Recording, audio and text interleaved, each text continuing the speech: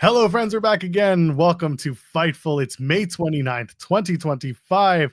I'm Natural Pearl, and of course, we're here to talk TNA Impact and all the goings on in TNA wrestling over the last, I don't know, 70. No, God, it's almost been a week. It feels like the wrestling world has just kind of been one big ball of everything going on since last weekend.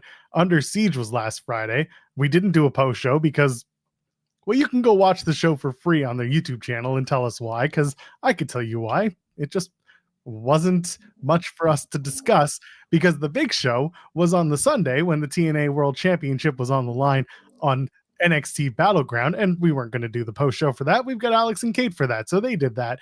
And then, of course, tonight, actually on Tuesday, there was another NXT show where you had the new NXT, the new TNA World Champion showing up there, and of course TNA talent showing up on the NXT show, and then more TNA talent showing up on the NXT show to tee up the Worlds Collide show, which we're not doing a post show for because someone else will probably do a post show for it because it's not a TNA branded show. We are shafted here. Cresta Starr, my one and only ride or die co-host. Are we ever coming back to work again? And no, the answer is not TNA Against All Odds in 2 weeks because that show starts at 10 p.m. Eastern and probably ends by 1. Ain't happening. Ain't no way are we doing a post show for Against All Odds. They could throw they could throw AJ Styles in a match, and I am not sorry. TNA, go to Tempe and start at 5 p.m. local. Don't start at 10 p.m. here. How you doing, Cresta? I'm doing. I mean, I practically had a meltdown on Twitter, so I'm doing well. I know well is a lie. I'm doing. And you're doing us a favor here by joining us on this post show. We're here every single Thursday. We're here every night. Let's face it. Here on Fightful, we are here every night. There's some sort of show, unless on a Sunday there's a PLE or there's no PLE, then there's nothing. So this coming Sunday, wrestling has given the best gift they could give me. My birthday, my real birthday, is on Sunday, and there is no wrestling scheduled for Sunday. Therefore, I will enjoy the fruits of that labor. God knows there's enough wrestling in the world, but this Sunday there will be none. And on the 7th day, anyway, sorry. No, literally, wrestling has been a lot this week. Whether it was TNA, WWE, AEW, wasn't there a New Japan show too? They've been doing the best of the Super Juniors tournament. Sleep, no sleep, wrestling, Nothering, Lucha, Japan, no sleep, club. Hold on, I'm bringing this up right now. SmackDown ends at 11 p.m. TNA is starting at 10 p.m. and their plus shows go 3 hours. That's a fact. If you want to sponsor this show and you want to pay for a sponsorship for a post show to happen, hit up Kate or Sean and we will do the Against All Odds post show. But until a sponsor hits us up and says we want to do the TNA show to make Joel and Cresta stay up late, ain't no way we're doing it. Once again, is that on a Friday? You bet your ass it's on a Friday. Yeah, see, I watch RuPaul's Drag Race on Fridays to keep my sanity, so I can't blame you. Anyway, your sanity is also a thumbs up. Leaving it here on the video. And while you're at it, you can go ahead and you can subscribe to the channel. And if you're also subscribed to this channel, you should subscribe to Fightful Overbook. That's our sister channel, where we go in the weeds Monday through Friday at 10 a.m. Eastern, talking about the world of wrestling from all angles, from the news, from the results, from the stories, from the interviews. Paul London, yes, that Paul London joins the show tomorrow morning, 11:30 a.m. Eastern. If you don't know what Paul London is like now, get into it, because he is a fantastic chat, and he's going to be on the show. So there we go. Someone's asking, am I running from the grind tomorrow? No, I will address my absence from In the Weeds for the last few days. So that's going to be addresses the crowd tomorrow on in the show that's on them. Yeah, exactly. So drop your likes and get your super chats in. Any amount, get your question or statement read on the air. And of course, it helps to guide the conversation. And you can also donate a Humper Chat. Cresta, please take the wheel. If you would like to support us even further, you can head over to humperchats.com. Again, that's humperchats.com. And we can get to keep a little bit more of the proceeds. You get to help us keep the lights on, and we'll read your comment on the air. And we'll give you our 2 cents that don't make $1, or maybe it makes $20 for you. Humperchats.com. See you there. Bing. Some of the chat's asking about a report that came out today regarding Vince McMahon wanting to buy back WWE. Go over to FightfulSelect.com, the best $5 in the business. We have more on it. Short answer, ain't nor. Sorry, that's just, Nar clear the condensation. But honestly, you would have to offer TKO a leprechaun and the pot of gold, and even then, there's a lot of money that would need to exchange hands that the person in question does not have. So there's the answer to your question. This is, by the way, the debunking of this story is not a knock at Jonathan Coachman. He is not saying that it's happening. He has merely said that people have told him that at one point Vince wanted to do it. So again, it's not a swipe at Coach. Feel how you will about him, but in this case, it's not about, him making stuff up, because it's what he's been told by people, and he talks to people. He was in WWE for a long time, so doesn't matter what it is. He still has his people that he talks to, and we still have our people here at Fightful that we talk to, and that's what we know. So go over to FightfulSelect.com, best $5.99 in the business. Get right into it. There it is. Cresta, we got a lot to talk about. Sure do. We have a new TNA World Champion. Now, if you didn't watch the broadcast tonight, you wouldn't know, because they didn't say it at all. Not once. Not once did they mention this guy. Not at all. No, not what. They're totally cool with whatever happened. Didn't mention it one time. Totally not being sarcastic right now. And of course, the international champion isn't like Captain America right now, according to these people. So just in case you didn't know, Steve Maclin is Superman. Captain America. I'm crossing streams. And your new TNA World Champion as of Sunday is NXT's own Trick Williams. And in the words of Trick, let's talk about it. Because if there's one thing that Trick wants to do, is talk about it, but also not, because he just says the words but then doesn't actually follow through. Absolutely. Also, shout outs to you, Joe Pearl. That was 3 jokes in one. DC Marvel crossing streams is Jedi. Nice try, pal. Nice try. I know what I'm doing. I agree. There's a lot that happened, and I want to be upset. I want to be rah, rah, rah, but I think 2 things can be true at once. When we talked about Joe Henry, then the championship, there's just a lot of things I'm like, you know what? How did they say in this out? Bless your heart, TNA. You can say it. If you didn't like the decision, you can say it. I didn't know now was the time. I didn't want to just like go full. No, let's talk about it. Oh, damn it. Let's talk about it. Shuts up. This night is just sponsored by Let's Talk About It, and then we don't say anything, and the next segment starts. Trick beats Joe Hendry at NXT Battleground. I made the joke. I'm like, sure, you're gonna have the TNA Championship, the world title, not on the TNA show. I understand fully why they did it. There are absolutely more eyes on your Sunday PLE, even if you're going up against a very hot and very well executed AEW pay-per-view. Okay, do not get me wrong. They know what they're doing. TNA was not going to get as nearly as many eyes on a Friday night up against SmackDown, random, 11 o'clock Brampton show, whatever it was. They knew that they would get more eyes from watching it on Peacock, on Netflix, however you are, wherever you are in the world. So it made sense to do it. Trick winning the title. I want your reaction first, because I kind of know what it is, and I want to talk to you about it. So let's talk about it. Trick Williams, the new TNA World Champion. No, at first I was mad as hell. I won't lie. I immediately tweeted, TNA, you have no self-respect. Now, I'm going to give you guys the punch in the throat first and then follow up with some sweet medicine. I still kind of stand on that. Nothing against Trick Williams, and I think he's a fantastic wrestler. I do feel that Joe Hendry had built up an aura that, whether you liked him or not, he had something magnetic going on, kind of akin to what Matt Cardona did when he got over on the internet, and Becky Lynch becoming the man. It was electric, and you had lightning in a bottle. But instead of making him a champion, then you put it on Moose, Nick Nemeth, and then you put it on Joe Hendry. And I understand the rationale in that. But then the complaint of Joe Hendry's not really wrestling, he's not really doing anything. You haven't presented any challengers for him besides a constant Frankie Kazarian with a cup.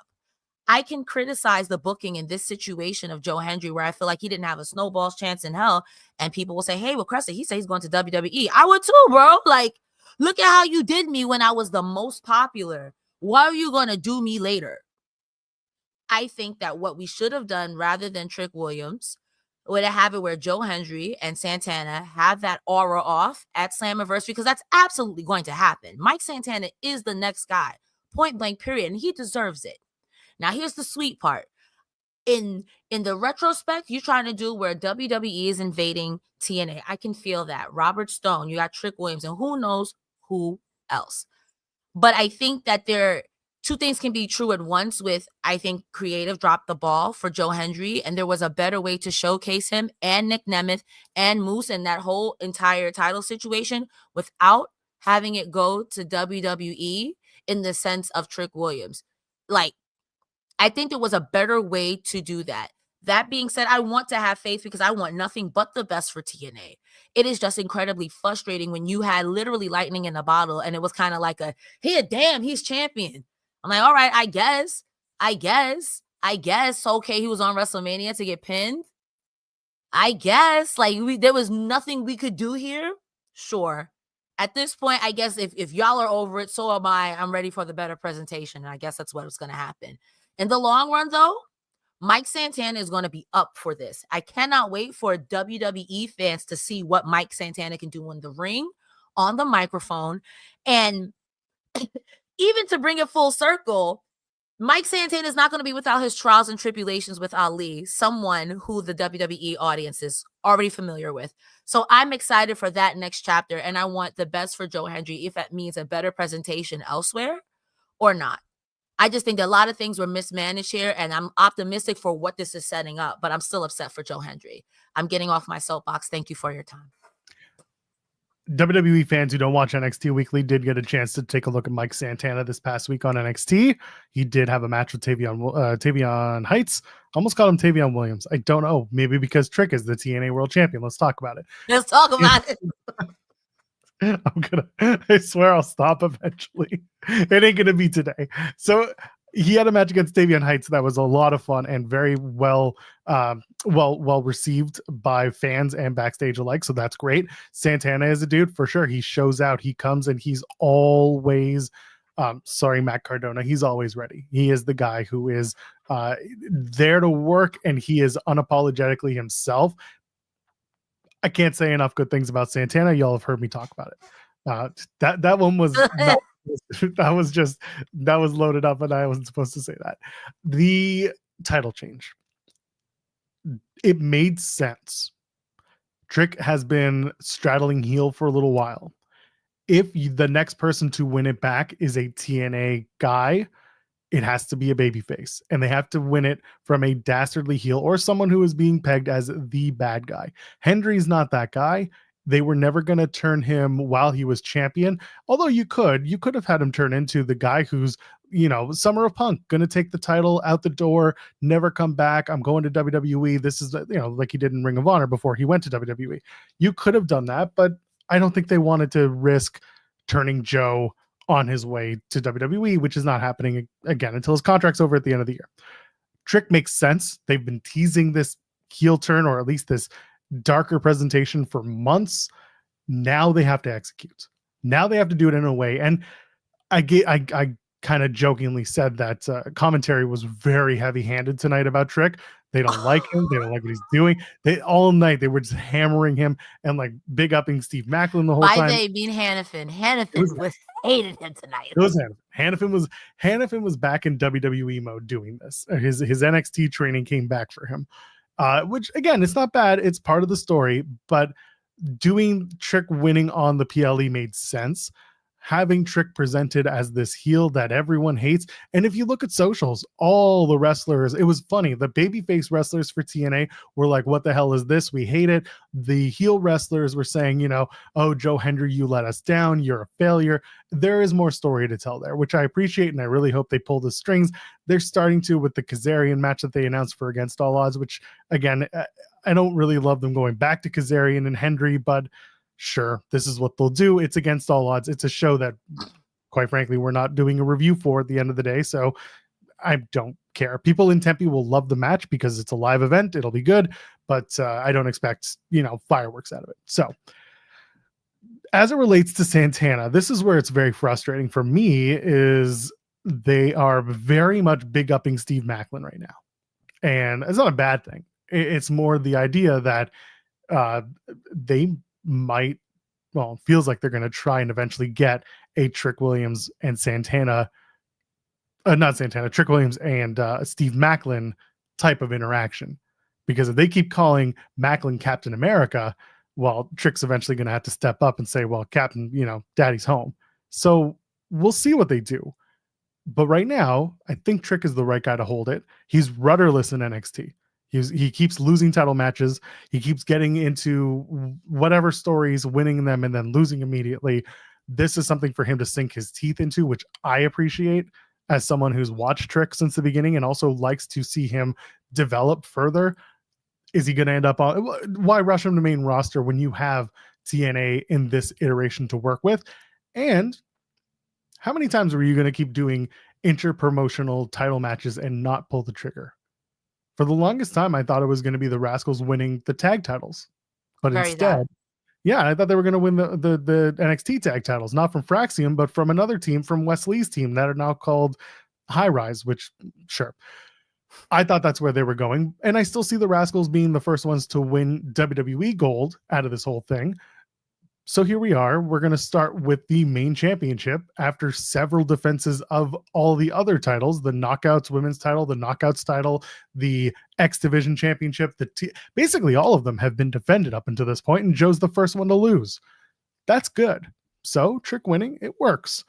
We'll see where it lands. Again, if this goes all the way to Slammiversary and TNA triumphs over evil Trick Williams and NXT and Stone gets involved and blah, blah, blah, then there's good storytelling there. But right now, we're in the infancy.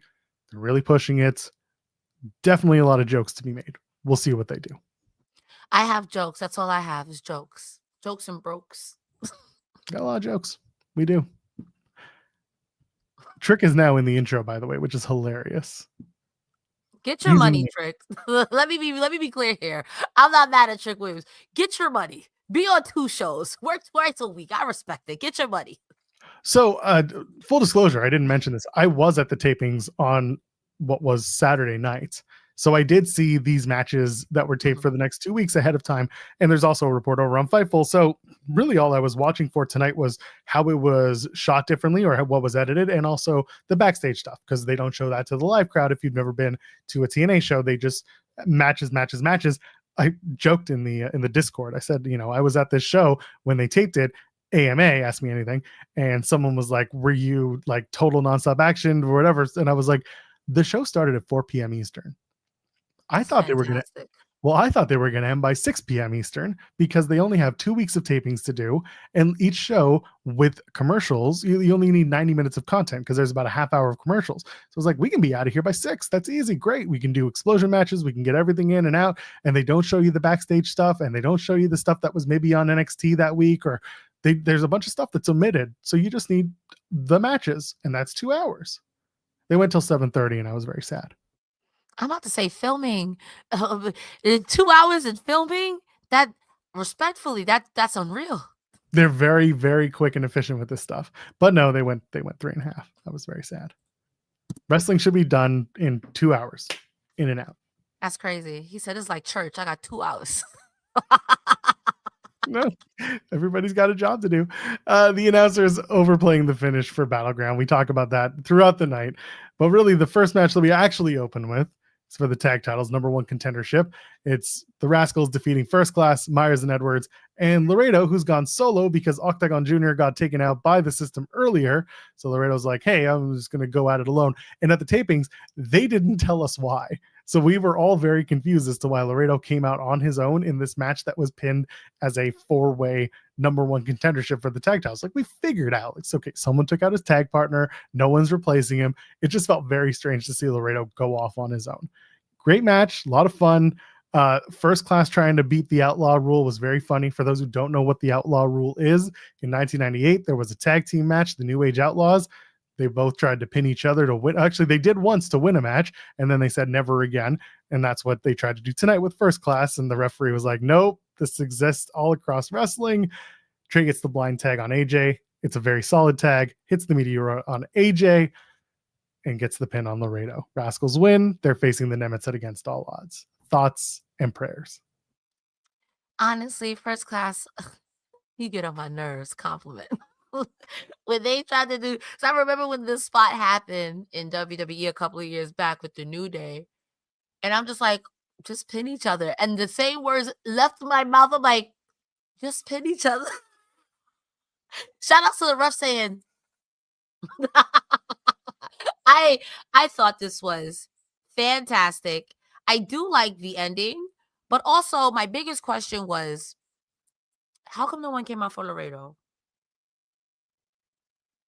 I was equally confused by that, but also, like, what other luchadors could come out for Laredo? I feel like there's only 2 of them right now in this company. There's a million people that hate the system, so I'm sports confused. I'm so sports confused. I want to look at the roster real quick, just in case I'm missing somebody. Is there anyone in a mask here? There's Laredo. There's Octagon. Is there anyone else who wears a mask in this company? Nope. There's nobody else. That's why nobody came. The luchadors there's only 2 of them. That's crazy. I'm sorry. I spilled crumbs on my keyboard because I'm a fatty. I eat at my desk. So do I, but I got a desk pad for that. I need to get a desk cover. I need one of those. Like $10 on Amazon. You can do it. Joel, you know I spend my hard-earned money on video games. That was a sentence. I'm sorry. Anyway, this was good. And Laredo Kid, by the way, he's got a North American title shot at Worlds Collide coming up June 7th, the night after, against All Odds. So I do like that at least they're giving Laredo the shine. And I assume this will lead to Laredo and Octagon Jr. having a match against the system, maybe on the pre-show for Against All Odds. Or after. They might just do it at the tapings. I don't know, man. I got to tell you, tonight, especially with the direction of everything, I was sports disappointed, sports disinterested a little bit. So it's kind of like, if you already didn't have him come out, and then to face the system, to what end? And then that's all I got, Your Honor. Oh yeah, Octagon I think is also on Worlds Collide, isn't he? Somewhere on the card. Regardless, that'll be fun. Yeah, Octagon is teaming with Aerostar and Mr. Iguana. They're taking on Dragon Lee, Joaquin Wilde, and Cruz del Toro. Sometimes I feel like, again, there's so many people who hate the system. Not one person come out. Well, one of the guys from Northern Armor and a Judas Icarus. So we'll get to that in a few minutes, but they did some weird things in Canada for the Northern Armory. We'll get there in a few minutes. Yeah, this was exactly as it is. The Rascalz are going to face the Nemesis. The Nemesis are backstage. They get interviewed. They're cocky. And then really they come back from break. AJ Francis and Casey Navarro are walking backstage. You're like, where were you? Where were you? Where were you? And then Mike Santana kind of just attacks AJ and they brawl. I assume that's going to be AJ and Santana against All Odds at this point. Leave Santana alone, AJ Francis. You always finding a way to worm your way around the title scene. And leave Casey Navarro alone. It's not his fault that you didn't feel that you got tagged, pal. I don't like leave Casey Navarro. Get away from him. Get a job. That was a quote from Demi Lovato. Get away from her. Get a job. Get away from her. Yeah. I know that tweet. I know. Yes. I know those. I think AJ is going to get involved in the Santana trick match on Tuesday. Oh, that reads, if you're gonna shenan once, you're gonna shenan again. I don't know if Trick is gonna cheat like he did with Joe Hendry, or if Ali's gonna cheat because he's mad, or if AJ's gonna there's no clean finish on that. There's no clean finish there. My initial reading of everything when I was at the tapings was that they would do Santana and Kazarian for #1 contendership to face Trick at Slammiversary. But then I also thought, well, that's a long way away if you set that up against all odds. Then you've got a month and a half to tell the story of Trick and presumably Santana, because Kazarian would have been defeated by Santana. And instead, I guess they're going to prolong that because Joe Hendry and Frankie Kazarian are doing a match. So it feels like AJ and Santana are doing a match. I feel like the end game here would be Trick Williams versus Santana at Slammiversary. That's going to be a big show. And I think having a WWE guy headline a TNA show and then lose, that would put butts in seats. My butt would be sad. I'm still wondering what other things they're going to pull out for this show, because they really need to not sell it out, but they need a good showing at a UBS Arena. And I don't know, no disrespect to Trick, I don't think Trick is the one who's putting a bunch of butts in seats. That's fair, but I think by this time, between now and then, I think Santana, if I personally I've liked Santana for a very long time, but I think if people see him and hear him, the expectation or the hope would be, you guys would love Santana. All you got to do is see him. All you got to do is see him. I could see, because people love Trick. I saw someone in the chat earlier say, well, he's more over than Oba. Again, disclaimer, I don't watch NXT, but there's always a whoop that Trick, and the pop for him, even when he was in TNA versus Oba, respectfully. They're also running at different kind of points in their career right now. Fair.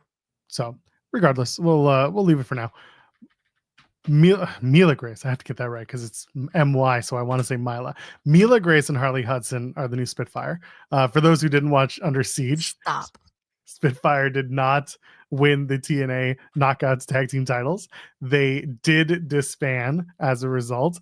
And going into the match, they show Mila Grace and Harley Hudson sitting at ringside. And I'm like, come on, how obvious can you get that one tag team's getting split up and this new one's coming in? Well, regardless, they do this whole explanation of who they are, where they come from, and I love it. I'm like, this is going really well.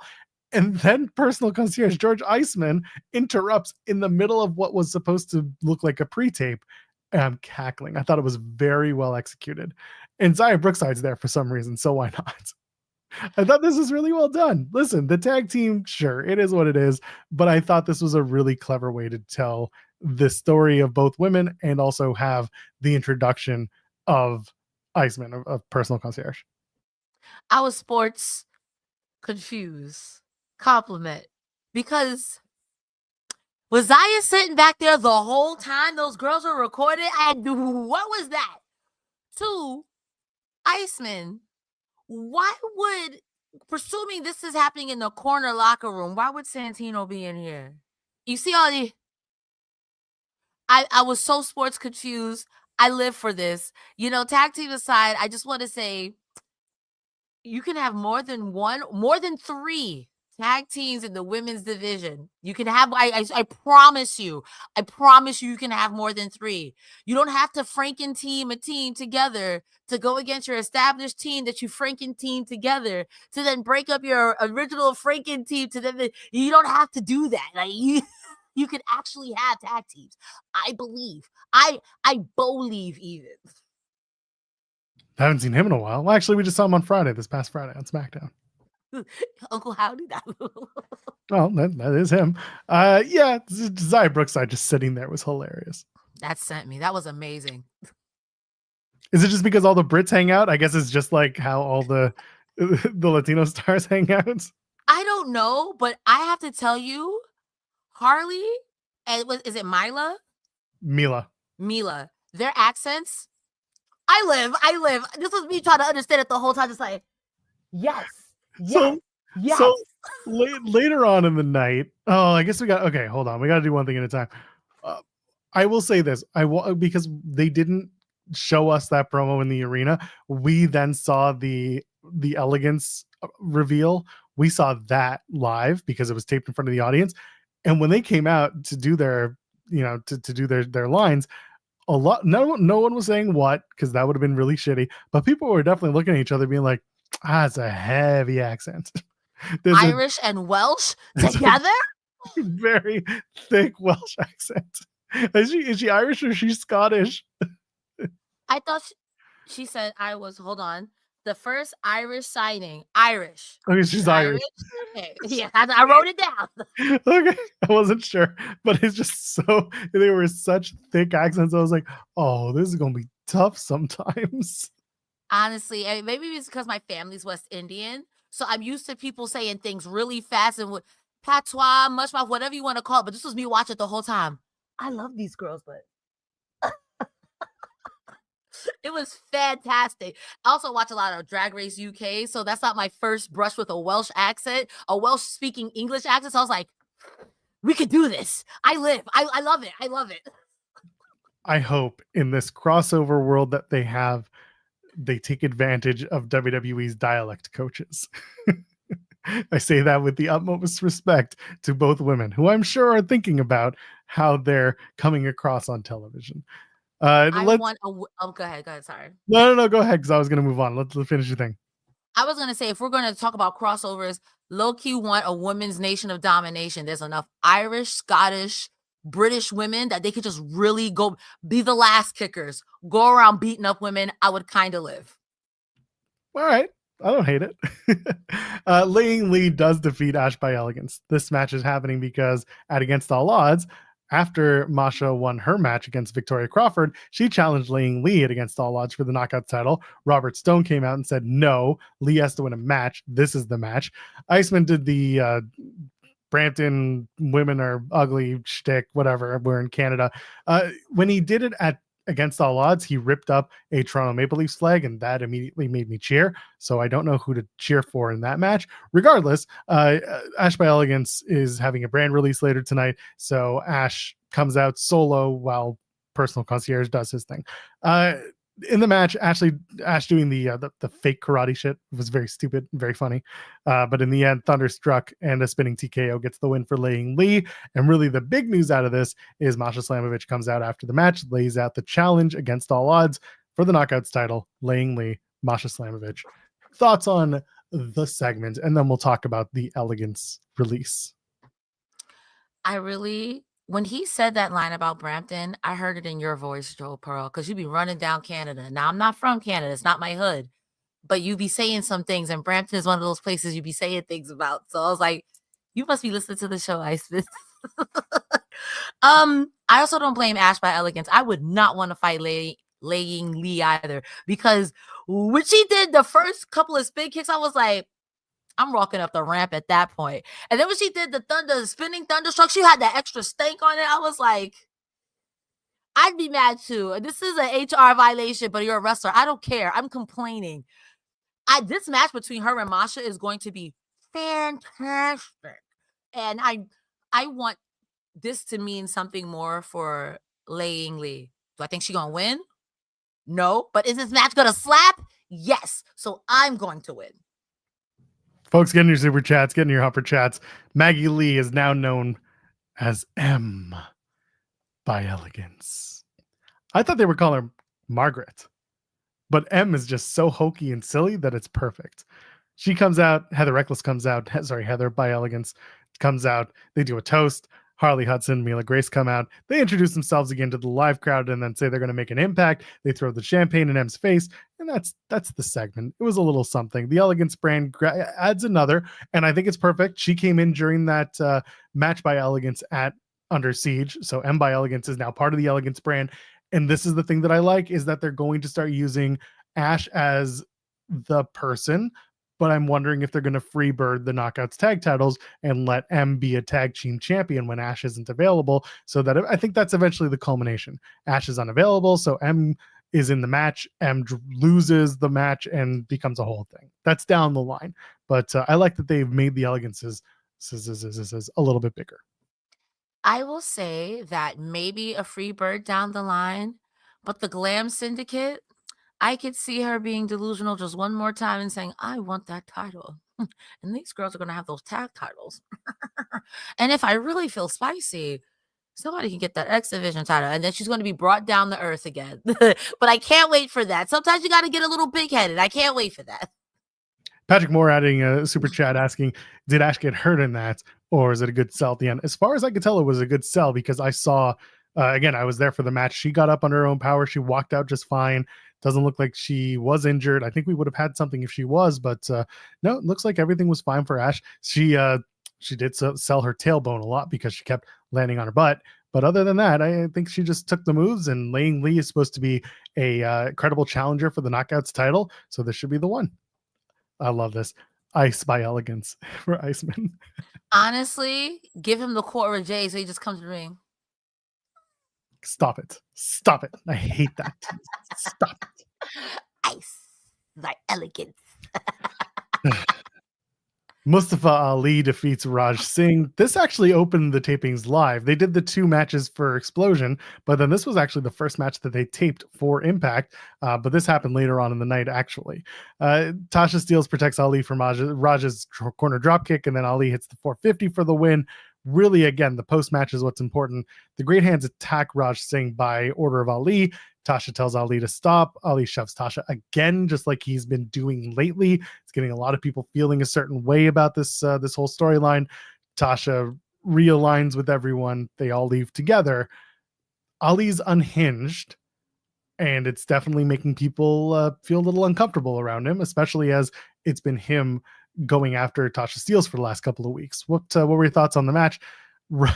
Before I give it to you, sorry, I got to mention Raj Singh was the guest 8th man for the 8-man tag on Friday. Brampton didn't know, and I felt a little bad for Raj Singh. Valab, who's in the chat, has been saying for weeks leading up to it, or not weeks, but days leading up to the event, that it should have been someone who has some sort of someone who was Indian, because they were in Brampton, which has a very large Indian population. Truth be told, not a ton of Bramptonites were there. There was people from outside of the Brampton area, so it wasn't just all. Anyway, not important. Point is, Raj Singh was the special guy that they brought in for this, and it wasn't what I would have done. But regardless, Mustafa Ali is unhinged. Your thoughts on the match and all the stuff? The match made sense. Well, let me start with the 8-man tag. Him coming in makes sense because he was the original Fall Guy before the Good Hands. And then the Good Hands became the Fall Guys again. And here we are. That makes sense. This match from that also makes sense. To me, this match was good. I also agree with you. When people started chanting, "Who are you?" I was like, don't do him like that. He was literally here last time. Don't do him like that. That being said, Ali, baby, there's not a lot of things you could do to make me mad, but you keep touching my girl, Tasha. Grab her by the hair, and she saved you? Sir, Tasha's outfit tonight looked amazing, and she still took almost a spear for you, so what are we? All right, I get the angle we're going in. All I want to do is we need to rescue Tasha Steelz. Where's Daddy Swinger? Lure her with the fanny pack. We need to get her out of there stat. This guy got her with the Stockholm Syndrome. I've had it. He's a bully. Ali is a bully.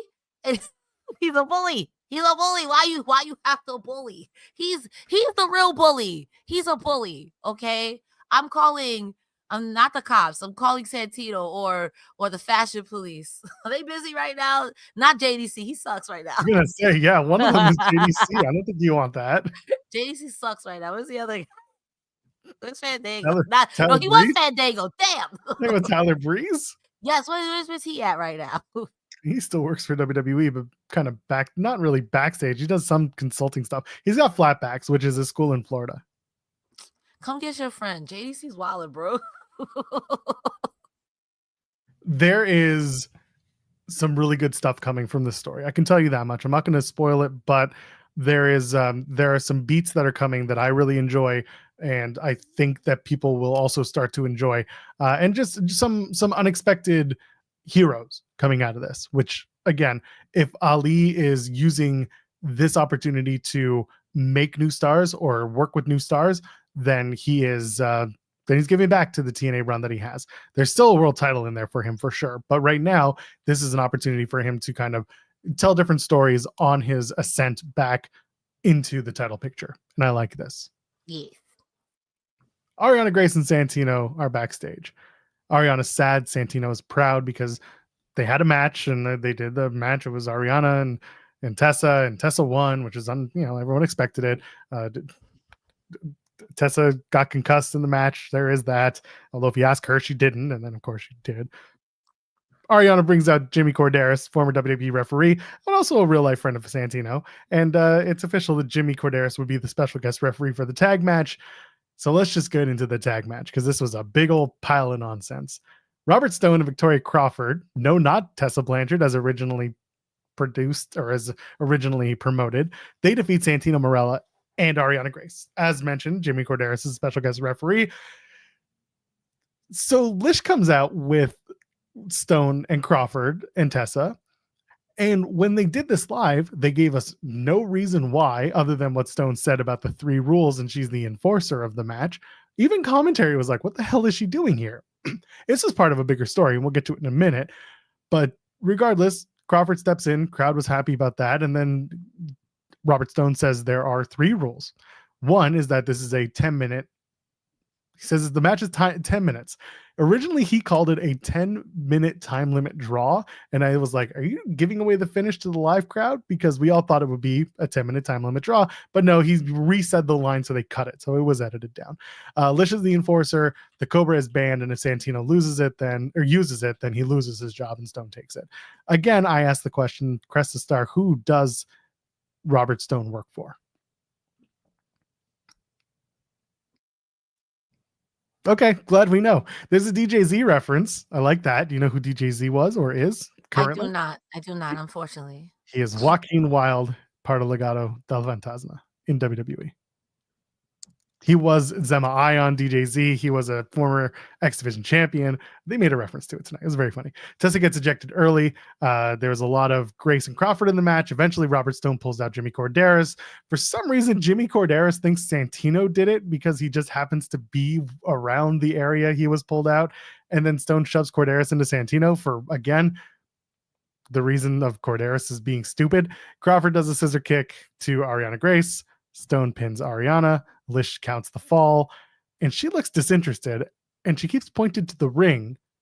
And I really think that the whole story here is that Lish made a deal with Stone to get the system something out of this. That's how it feels. Oh, absolutely. What did they get? Let me tell you a few things, right? I have no way to answer that unbiasedly because I don't even know what is this? This is camp derogatory. I don't know what this is. I don't know who these higher ups that Stone works for, that Santino, who's been running this fine, can't seem to get in contact with, that you could just make matches, but then you have to compete in matches and you booking yourself. Okay, work, diva.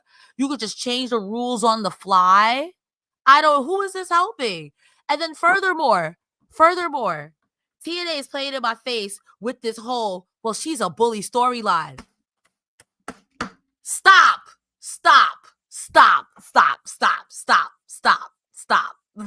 You're frying me with this. You're frying me with this one. I don't, I'm sports confused, derogatory. What's going on? Okay, so now you've got Victoria Crawford fighting for her. The whole thing is confusing, and I don't know who this helps. Correction. While he was a founding member of Legado del Fantasma, he is part of the LWO now, is Joaquin Wilde, the former DJZ. Chat, thank you for getting there. Do Myers and Edwards versus Hank and Tank, and they win the NXT tag titles. Just do that. Oh, that would be very system. That would be up there with Honor No More, and I could see it happening, and that would be funny and a refresh for the system that I would honestly be interested in. Let them run roughshod over NXT so that I can laugh about Tuesday nights again. Why not? Do you want to know something on Tuesdays? Seems like a really awful idea that I would absolutely love to see. Honestly, Lish on NXT. I want everything bad for the system except for Lish because I support women's wrongs. It's true. Have you gotten the t-shirt yet? No, I'm still waiting on an official ring from the system and a t-shirt from the system. If you need my PO box, guys, please. I should have looked for the t-shirts for you. They were priced, they were like $60. That's Canadian at the show. And I was like, I don't think I'm going to be doing that. Not happening. If Lish wants to send you a shirt, she can get in touch with you. He said, do you want to know something? I'm not buying it. No. I'm not buying it. I'm not buying it. That's what you got to know. I said, I do not. Mance Warner defeats Bryce Hansen. Commentary spends more time talking about Trick overreacting than the match itself. Mance wins with the pay window, and then post-match, Steph DeLander says they want the international title, and this is a very good feud for the international champion to have. If you haven't, let's just spoil it now. Steve Maclin is still the international champion after tonight. This is a great feud for Mance as they're trying to tell the story of Steve Maclin's babyface ascent. Mance is a character guy. He is a character wrestler. And as you're working with Maclin, who is also working on character building in his story, these are two guys that could have a hell of a match. So I'm looking forward to that. I don't know if you have anything to add on Warner and Hansen and the international title that they want. I'm so sorry to Bryce Hansen. I wouldn't want to fight Mance Warner. I would not. You couldn't pay me because I feel like him and Stephanie would still beat me up. Nothing.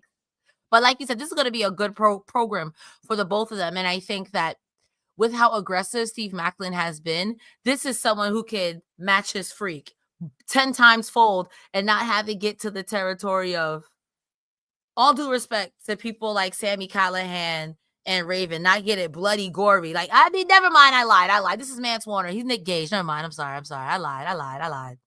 I capped. I haberdashery. My apologies. What just happened? I said Mance isn't as violent, and then I realized what I was saying, and then I stopped myself. He is pretty violent. He is, yeah. Like, he's not Nick Gage. Yes, he is, bro. Like, what are you talking about? Yeah, no, he did a barbed wire match on TNA. He's GCW. He's a hardcore wrestler. He knows. They sent him over to MLW, and he beat the shit out of everything there. Shout out to Matthew Justice, great guy.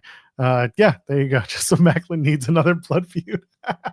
Honestly, at this point, Maclin's gonna have no blood left in his body. Let the bloodletting begin. Poor guy. And again, like, Maclin had a great story going with EY. It wasn't perfect, but there were a lot of strong beats to it.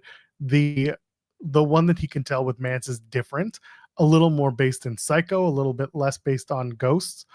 Speaking of Ghosts, the Northern Armory. This was strange. They turned them face because Canada. They faced the system. They faced Moose. Who was it? Moose, Myers, and JDC. Mm-hmm. And it ended with EY pinning Moose. So now he wants title shot. Eric Young does. Moose walks in with JDC. Moose accepts. And then at the end, they do this long, cold, weird stare of a ghost. And it was very creepy because it feels like they're foreshadowing that this babyface turn for the Northern Armory won't last too long. What do you think of all this? Turning them and then doing this thing. And of course, the next division title match between Eric Young and Moose, who I think at this point might be the longest tenured members of the roster. Moose actually, for consecutive years at this point, might be the longest tenured roster member in TNA. I'm trying to think of anyone who would beat them, but Tommy Dreamer isn't active anymore. Like, we see him on screen, but Dreamer's not active. It would have to be Moose. I'm talking active wrestlers. Moose might be the guy who is still going and has been, and I'm talking consecutive. I know EY had a break, so we don't really, but he's been with TNA since the beginning on and off. But I think Moose has been with the company. Yeah, not even Kazarian the whole time. Yeah, Kazarian left for AEW. Rosemary's another one that people are mentioning in the chat, but she's not as she's had time off. Edward Edwards also, I think, took some time off. Nah. Now that I'm thinking about it, Moose is like literally always ready. No pun intended. He's always there. Anyway, I will say, as far as Eric Young and the X Division Championship, I could see it because unlike anyone else who went against Moose, he has people who are willing to do what the system is willing to do, but the system has the numbers. Also, I'm here. Eric Young, I'm now convinced you watch this post show. The spooky beard, he's the Phantom of the Opera, except the opera's TNA. I'm here for it. I'm here for it. That weird stare, he's a ghost. He about to terrorize y'all. And anytime you touch that X Division, you about to be cursed. The Ring of Ori Calcos. I made this joke on Saturday. I'm going to make it again. He's going to make it where you got to take Madame Zeroni up the hill. You just give him the X Division. Just give him the X Division title. And honestly, I would like to see it. Let these two bald guys terrorize each other. Because how are you going to fight a ghost? Moose? A moose scoring a ghost? I'm into it. Oh my God. Wrestling! Well, that match is happening next week anyway. We mentioned Rosemary earlier. So Zaya Brookside at Under Siege finally went hardcore in that she got a belt and started whipping people. So hardcore. And because she is now this hardcore, she's been challenged to Monsters Ball, which is just what you do immediately when you start using a belt against referees and other officials in a wrestling match. That was such an escalation. Roland? Yes, you have beaten me with a belt. Now you know black belt jujitsu. Go fight the Jedis. What? Yo, my guy, what? So stupid. I turned to my friend. So they taped the match last week or last Saturday. And I turned to my friend who I was with at the show. And when Zaya breaks out the belt, because that's what she's going to do, I turned around and I was like, you know what commentary is saying right now? When she breaks out the belt, they say, she calls this daddy's home. And I almost said it with a straight face. You know, when you said that, I read this Zaya Dark Side. Such a and she calls it daddy's home. You know what? Before I talk crap, I had the same feeling about Julia Hart, and then she started doing hardcore stuff. So maybe there's something about Ms. Zaya Brookside, I don't know.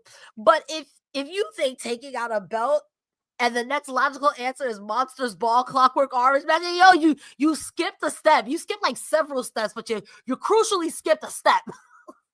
I mean, now that they're not allowing much blood, this is just what you're gonna do. Hey, congratulations. You used the belt. That left a mark. Monsters Ball. Come on, Zaya Darkside. We're going to be calling her that from now on. Anyway, let's talk about it. Trick Williams opens up his promo saying, what's going on, Brampton? And I'm just like, you weren't here. Well, I mean, you weren't, but like you left Friday nights. Like you weren't even around Saturday. Neither was Joe Hendry. And then he mentions, you know, this isn't about Joe Hendry. It's not about Elijah or Mike Santana. And I'm like, Elijah? That's random because they had the tag match on the Friday. And then it all comes together because it's going to be Elijah versus Mike Santana or Trick Williams at Against All Odds. Sure, why not? Okay. Calling it Trick and A, that's a big no for me. I don't know why someone said that was okay because it's just a stupid name. I get that he tries to do Trick into everything, but like this is one where I was like, we got too try hardy on this one. Let's talk about it. Trick Williams cuts a promo. He's not there. Your thoughts? Running away from the grind, I see. Not showing up to work as the champion, I fear. Oh my goodness. Brampton too small town for you? I mean, it's pretty small town, in fairness. Well, the upside of this is it makes sense. If you're going to be a dastardly piece of crap heel, I can't be bothered to show up for a promotion that I really don't work for. And I just wanted your title to have this title. I can't criticize him too much for doing this because Kenny Omega did the same thing when he took it off of Rich Swann. So he would show up when he felt like showing up, but Kenny Omega was like, I don't give a F. I'm doing what I want.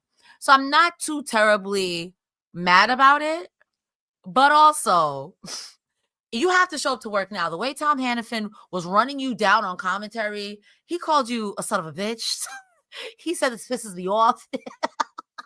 He's got to be careful. He's got to be careful because Trick might beat up Tom Hannafin, and then we got Vic Joseph for the next few weeks on commentary. Nobody wants that. Watch yourself. Commentators been getting beat up as of late, so don't make Matthew Raywall get up on him like, damn, it's commentator day. Don't make him have to brush off his boots, pal. I just don't think they should do this. It's a big problem if Trick beats up Tom Hannafin. If Trick beats up Tom Hannafin, Cresta Starr is ready to step in and take his place in these tying ties while he recovers. Good luck to you on that. Good luck in my future endeavors. Thanks, pal. It is very funny that like someone in the chat's mentioning he wasn't champ at the time of the tapings. They try so hard to make it seem like, you know, whatever they're doing is live. And at this point, wrestling fans, like, they know this isn't a live show. It's been taped. And it's like, when I asked Joe Hendry about taping out of order, and Joe was trying to give me like the full on kayfabe, like, oh, it's live. And I was like, no, stop it, Joe. Like, stop it. I get it. They're trying to protect whatever they're trying to protect, but I laugh every time. It's like they're doing their best. That was why I was not at all surprised when you and I talked about it, when they announced the match with Trick and Joe, and I was like, yeah, they'll probably have Trick win the title, and then it'll be neither of them will be on the tapings the next night, because in 2 weeks they'll be doing Against All Odds. So like they won't give away the finish, and they'll just focus on other matches, which they did for those tapings. Yeah, it's fine. They did a few recordings before Battleground. They did the talk at the beginning of the show, the one that the eulogy, the funeral eulogy that Ray Walton Hannafin did. That was at the beginning of the tapings in Toronto, in Brampton. So like they already knew what was going on. They already knew the finish and what they were going to put out there. It was just clearly not, you know, it wasn't for public consumption yet. Gotta protect the business, pal. Go to business for yourself, Joel. Yeah, stop protecting the business. The business is ruining us. Ruining all of us. Next week, Joe Hendry speaks. Probably recorded it in Orlando. Stop. Stop, man. Nobody showed up to work. What is happening here? I mean, Hendry and Trick were not on the tapings, so like I didn't expect to see them anyway. I felt bad for the kids who thought he was going to be in the main event, but not important. The Elegance is take on Mila Grace and Harley Hudson. Monsters Ball. Daddy's Home, Rosemary versus Zaya Darkside, EY moves for the X Division Championship. Santana, Hardy, and Matt Hardy and Leon Slater take on Kazarian and the Nemeths. And then Against All Odds, they've started that build. Elijah takes on the winner of Trick versus Santana, so Trick Williams. Masha Slamovich takes on Lei Ying Lee for the Knockouts for the Knockouts title. The Rascalz take on the Nemeth for the TNA tag titles, and then Hendry versus Kazarian, because while all the heels shit talked Hendry losing the title, Kazarian did it the loudest. You must fight Frankie Kazarian to the end of time, Joe Hendry, until your time here is done. Why you got to use the Churchill speech? We shall go on to the end. An old man just came through me. The seance, the spirits speak through me. And we shall never surrender. Sorry. The International Championship, speaking of Churchill, is on the line. Steve Maclin defeats Matt Cardona. This was a really, really, really, really, really good match. It was a very solid match, and there's nothing wrong with that because it's solid and fluid. It's a standard main event, and that just works, and I like that.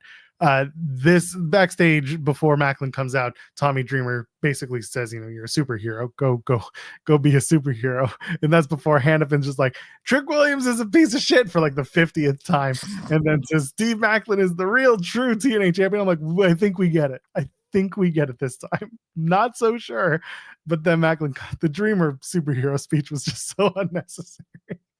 It's like, really, I get what you want me to like. I got relax. You get it. We really understand who you need. I did make the joke that it was like the best friends' husbands are facing off, because IRL, Chelsea and Deanna, that's funny. Besties. So you did get Chelsea's better chance from the crowd throughout.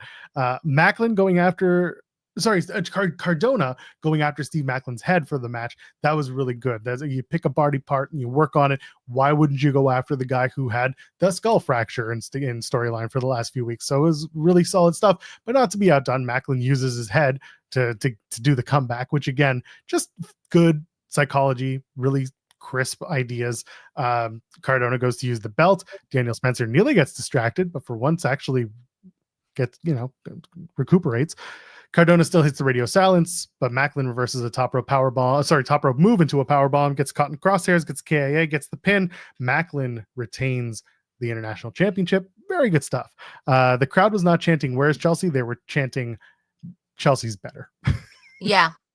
Especially after he did the Unprettier, they were chanting Chelsea's better. Some people tried to go, no, she's not. But I'm like, I'm sorry. Chelsea's better. I'm a Chelsea fan. I support women's wrongs. Solid match. What do you think of this? I think, first of all, I want to say that from when Steve Maclin came to where he's at now, I hate and I love for him that he's getting the Eddie Edwards, you're the heart and soul of TNA treatment. I hate that they're kind of forcing it, but he could do it. He could do it. After everything, he's fought a Ghost. He's fought Santana. Josh Alexander, that y'all remember that dude? That guy was being a bald asshole. Like, there's so many things that Maclin can do, and I'm so happy for him in this situation. And I think me as someone who was kind of like, Maclin, and now I'm like, you know what, Maclin? You do your big one. You beat those boys up. Because if there's anyone to hold that quote-unquote undercard, or even if him and Mike Santana and the roles were switched, I wouldn't bat an eye. He's such a good top elite performer, and I'm so happy for him. This match was fantastic. Matt Cardona is one of my favorite wrestlers. He is just like a Swiss Army knife of professional wrestling. He could do hardcore, comedy, straight wrestling, graps. So this match to me really is something like, with respect to TNA, Matt Cardona is kind of like one of your starter feuds. Because he'll come and get a check. He'll come and get a check, and he'll give you a good match. So I'm not mad at this. I do see eventually him being in the main title scene, but for right now, this is fine. I kind of wish they're not forcing it so heavy-handedly on he's now the heart and soul. Like, we kind of get it. We get it, but you don't got to, like, relax. You know what I mean? Like, not so much. Yeah, but Trick Williams is a real piece of shit, isn't he? Can't believe they did that to can't believe Trick Williams is not going to show up to work. Let me tell you, Tom Hannafin tonight turned into Don Callis in front of my real eyes, and I wasn't mad at that. And speaking of Don Callis, I want to give Iceman his flowers, right? Right. I want to give Iceman his flowers because no matter what because people have been crapping on the Elegance, whether they watch the show or not. But I tell you who's booked in on TV a lot. Yeah. Adding new people. Yeah. And there's only two other people I could think of who's doing that right now. And one of them is a Heyman and one of them is a Callis. You may not like everybody, but give him his flowers. Iceman is making sure, like, okay, but you're still going to see him on the TV. And they're champions. So. We are back next week, as we always are. Again, no Against All Odds post-show because the show starts at 10 p.m. Eastern, and there ain't no way we will be doing that particular post-show. Before I throw to the good nights and the promos, I will ask this question out into the universe, TNA. What's with Carlos Silva's hat? Can we talk about the hat? Like, all the talent wear like the TNA logo hat. Why does your president wear a cap, like a T, and a wrestling hat? Why does he just get the black hat with the white stitching? Did he go to a Lids? Could he not get the branded hat with the actual logo? So we just doing this because TNA, like, it just stands out and people can be like, what's TNA wrestling? What's going on with Carlos Silva's hat? What's the deal? Cresta, what you got going on? I hear voices in my head. I have a Randy Orton Baldur's Gate playthrough run over on twitch.tv/Cresta Starr. It would make me very happy if you guys pulled up and watch. You can follow me over there. Also, I'm here every Thursday and every Saturday. Thursday, I'm here with the beautiful, the illustrious, my favorite co-host, one of my favorite co-hosts, the only co-host for TNA, Joe Pearl. We go over all things TNA, and on Saturday, myself, Iridian, or Rick, or some combination of us three go over all things AEW Collision.